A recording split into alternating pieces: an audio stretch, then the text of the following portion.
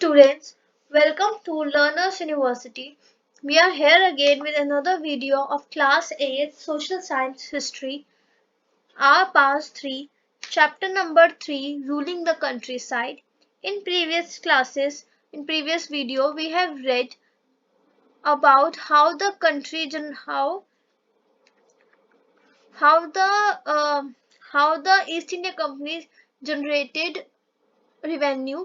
What happened when they feel कि यहाँ पर why they felt कि investments on land is necessary and why they introduced permanent settlement. In this video, we are going to read about permanent settlement. We are going to read about we are going to read about Mahalwari system, and we are going to read about Ryotiwari system. In this video, we're going to read about three systems or settlements they have East India Company has introduced to encourage the agriculture, to improve the agriculture and make investments in land. Why it was necessary? Because famine आया था 1770 में, जो terrible famine था, terrible भुखमरी थी जिससे लोग मर गए थे, तो 10 million people were died. अच्छा, अब यहाँ पे क्या होता है कि जो परमानेंट सेटलमेंट है इसको इंट्रोड्यूस करने वाले लॉर्ड कॉर्नवालिस हैं. इन्होंने एक सिस्टम बनाया बंगाल और बिहार में, बिहार और बंगाल में. इन्होंने यहाँ इन दो जगहों पे हमारे परमानेंट सेटलमेंट इंट्रोड्यूस हुआ बाय लॉर्ड कॉर्नवालिस. अब इस सिस्टम में था क्या? इस सिस्टम में राजा या तुकलुकदार जमींदार को ही कहते हैं. ये एक दूसरा उर्दू वर्ड है शायद. तो ये राजा और तुकलुकदार थे. ये जमींदार की तरह रिएक्ट करते थे. क्या करते थे ये कि रेंट कलेक्ट करते थे पीजेंट से या फार्मर्स से और एंड पे रिवेन्यू टू द कंपनी. यानी कि सपोज ये मेरी लैंड है, मैं इस पे फार्मिंग करती हूँ, तो मैं हुई एक पीजेंट, मेरे से ये टैक्स लेंगे कि मैं इस लैंड पे, ये लैंड अकॉर्डिंग टू ब्रिटिशर्स ये लैंड ईस्ट इंडिया कंपनी की है और इस पे अपना कुछ भी ग्रो करने के लिए या फार्मिंग करने के लिए आई हैव टू पे टैक्स. वो पे जो पहले भी होता था ये तो कि जो टैक्स है ये मैं जमींदार को दूंगी और जो जमींदार है, तुगलुकदार है, फिर राज जो भी है, ये टैक्स ब्रिटिशर्स को देगा या फिर ईस्ट इंडिया कंपनी लिखते हैं, ईस्ट इंडिया कंपनी को दिया जाएगा.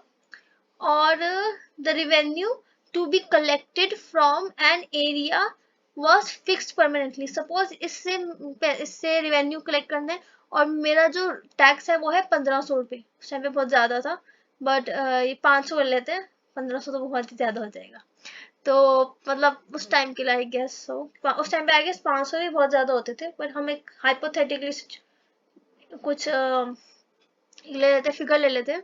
तो ये जो 500 रुपये है ये फिक्स्ड है. मतलब अगर मेरी फसल बहुत अच्छी उगती है और मुझे प्रॉफिट होता है 2000 रुपये का, तो भी 500 रुपये मैं पे करूंगी.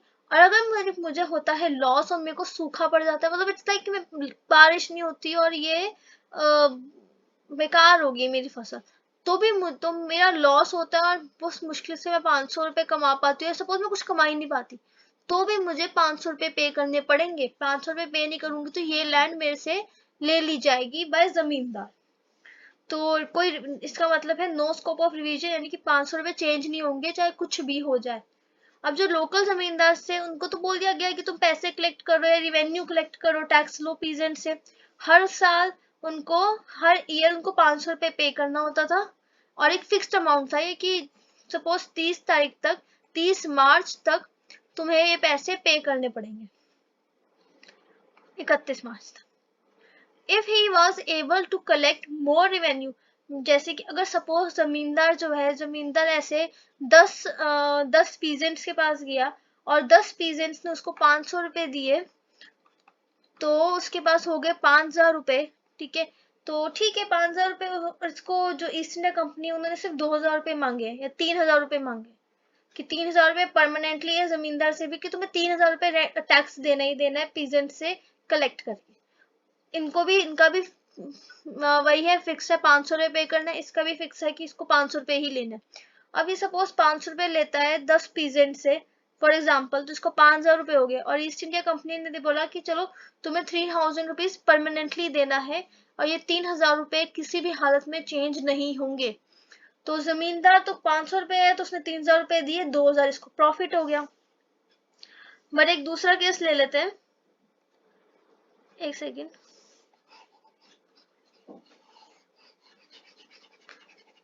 सपोज इससे 5000, जो ईस्ट इंडिया कंपनी थे, ईस्ट इंडिया कंपनी थी, उन्होंने इससे जैसे कि 3000 रुपए मांगे, और ये जमींदार 10 पीजेंट्स के पास गया, और लेकिन 10 में से 7 पीजेंट्स ने ही पैसे दिए, ठीक है, तो इसके पास 3500 इकट्ठे हुए, या सपोज 7 ने नहीं, सिर्फ 4 ने पैसे दिए, तो इसके पास कितने हो गए, 2000 रुपए, राइट। अब जमींदार को पैसे पे करने हैं ईस्ट इंडिया कंपनी को, अब उन्होंने मांगे थे 3000 रुपए, अब वो 1000 रुपए कहाँ से लाए।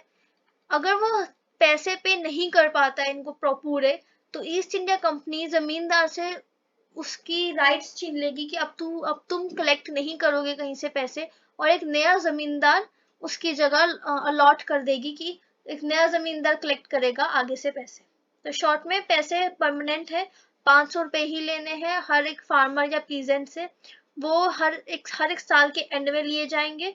अगर फार्मर दे पाया तो अगर जमींदार कलेक्ट कर पाया अपने प्रॉपर पैसे जो भी उसको कलेक्ट करने थे, तो उसकी जमींदारी वो प्रॉफिट्स को अपने पास रख सकता है। लेकिन अगर उसने पूरे पैसे इकट्ठे नहीं किए, तो उसकी जो जमींदारी राइट है वो उससे छीन ली जाएगी, और दूसरा जमींदार या फिर अनदर जमींदार को वो जगह या वो विलेजेस या जितने भी पीजेंट्स थे उसको लॉट कर दिए जाएंगे।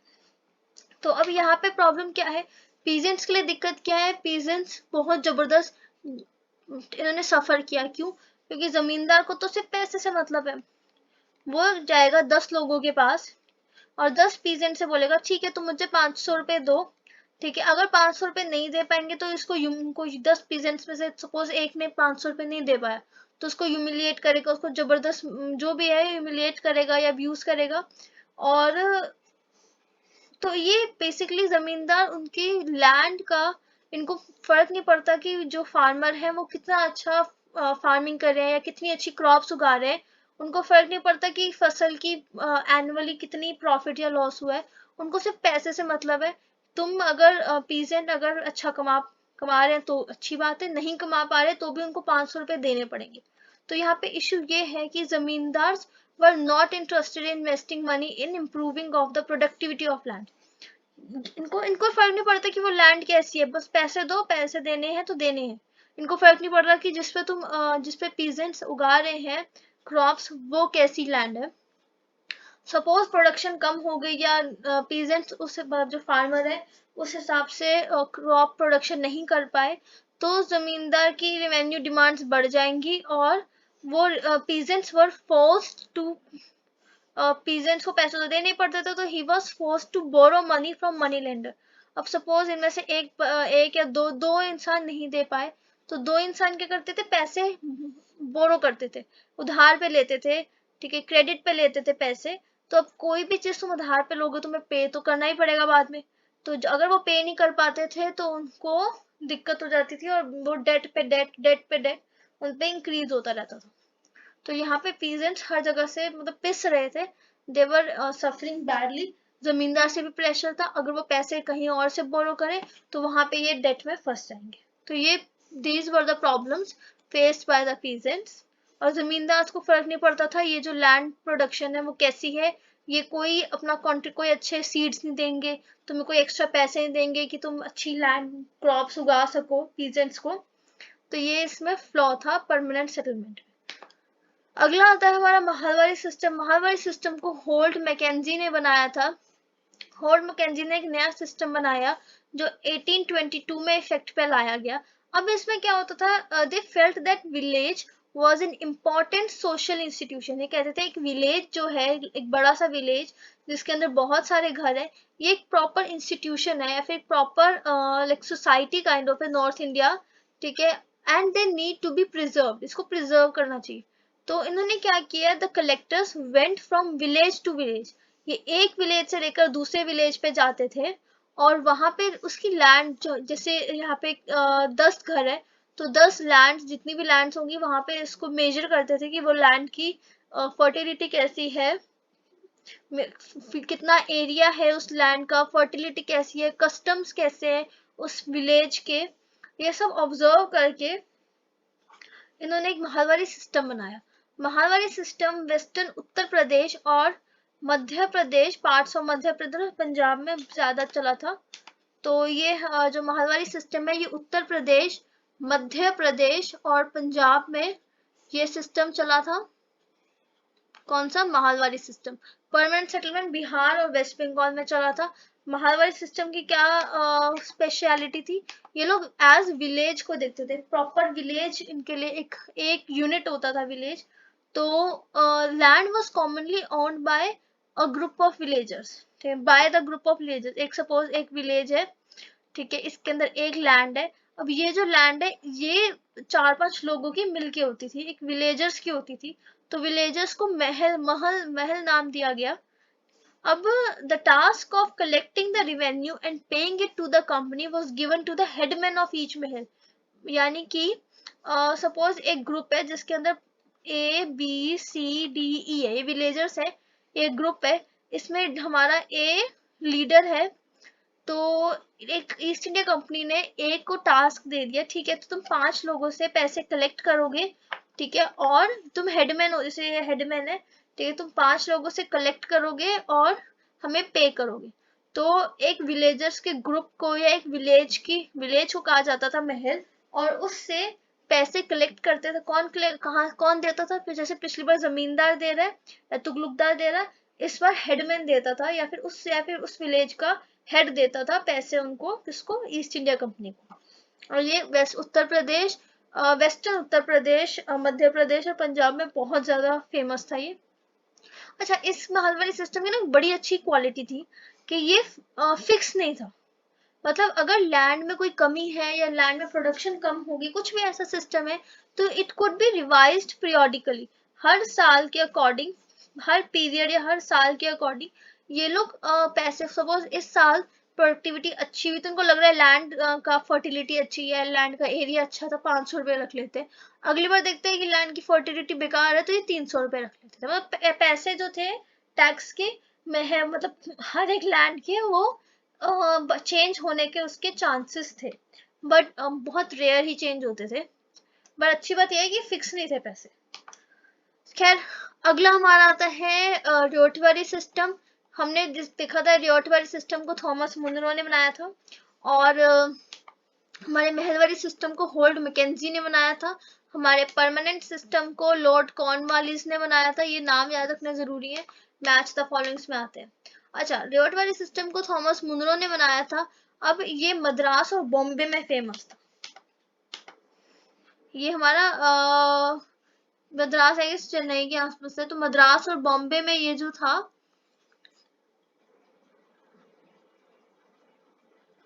इन्हीं जगहों पे ये बहुत ज्यादा फेमस होता था। ठीक है, कौन सा सिस्टम? रियोटवारी सिस्टम।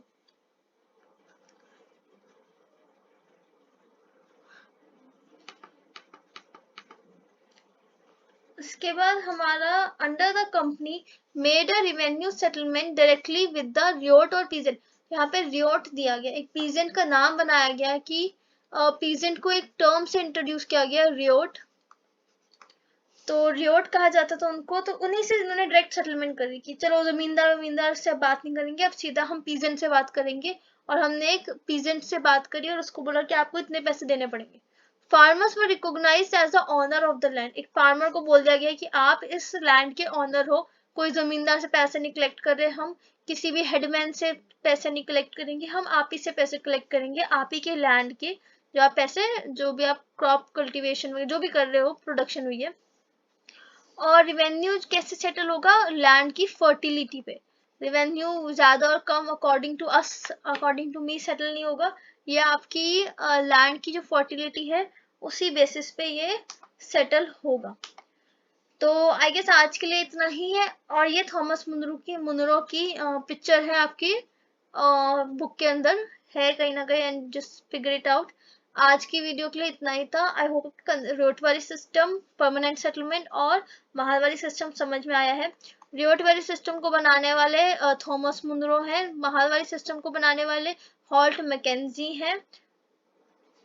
और परमानेंट सेटलमेंट को बनाने वाले लॉर्ड कॉर्नवालिस हैं, ये याद रखना बहुत जरूरी है। एक चीज और आपको, आई होप ये तीनों सिस्टम आपको अच्छे से क्लियर हुए हैं। तो if you understand all the concept, please like our video and subscribe to Learners University. Don't forget to press the bell icon. Have a good day.